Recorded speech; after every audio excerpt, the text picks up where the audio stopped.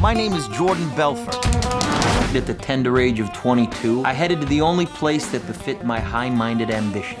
Name of the game? Move the money from your client's pocket into your pocket. But if you can make your clients money at the same time, it's advantageous to everyone, correct?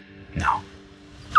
I suppose with my production company, selfishly, I'm constantly looking for material for myself as an actor that's outside of the studio system. So it's a timeless thing, the lust for wealth and money and power, but it's done on such a massive scale nowadays. And certainly after 2008, wanting to put that world up on the screen was a big desire of ours. Here's the game plan.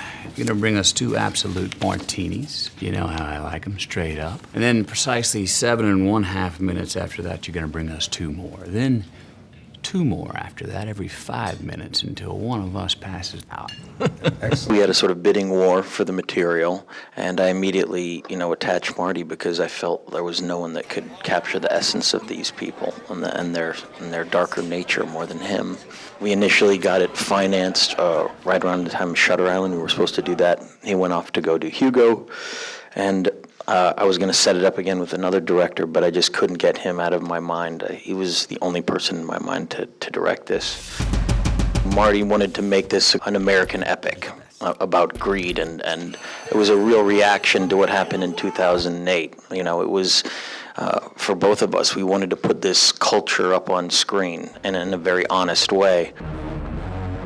I think some people have had a reaction to the humor in the film because essentially, they think that we're glorifying this world.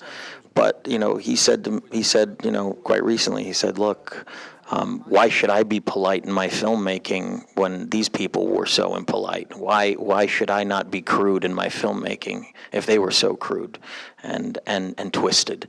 And so the comedy came from this. We didn't intend for this to be comedic. It came from the sheer audacity and absurdity of their life. Well, we don't work for you, man. Shh. Sweetheart, you have my money taped to your boobs.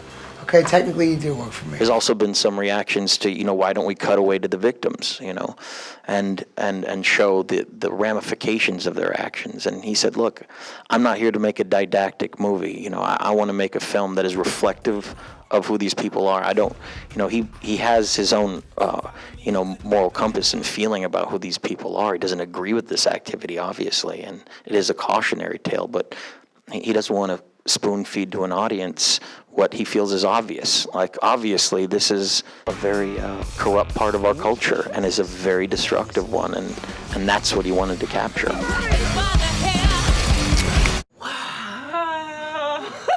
I fell in love with these speeches that Terry Winter wrote that were like,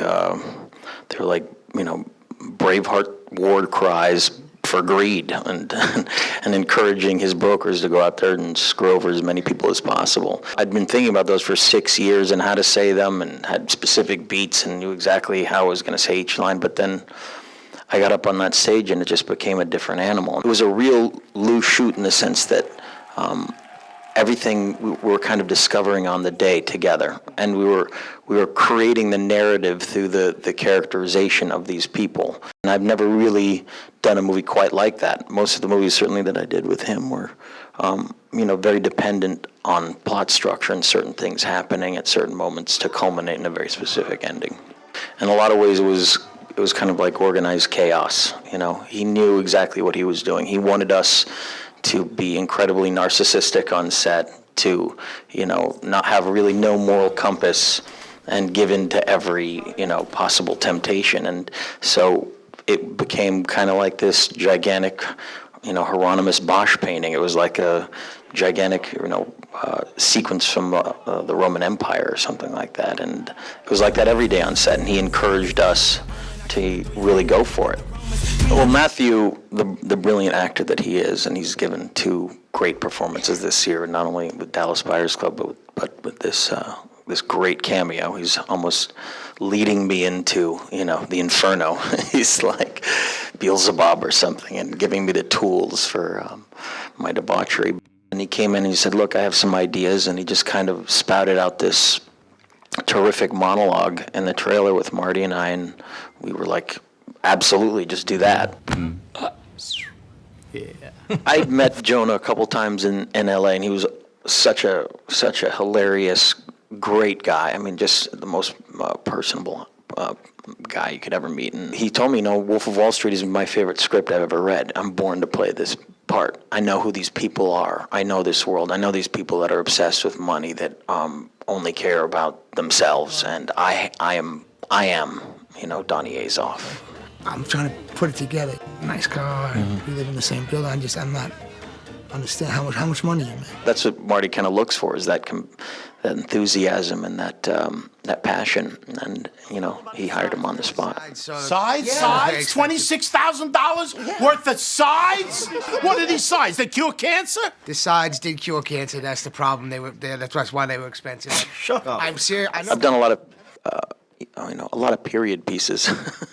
I'm always trying to learn as much as I can as an actor and be a better actor every time. So this was a unique experience for me because it was contemporary. I got to put a lot of, my own colloquialisms into it, the hip hop moves and all that, and then the cussing. It was of my generation, so I felt a different sort of attachment to it.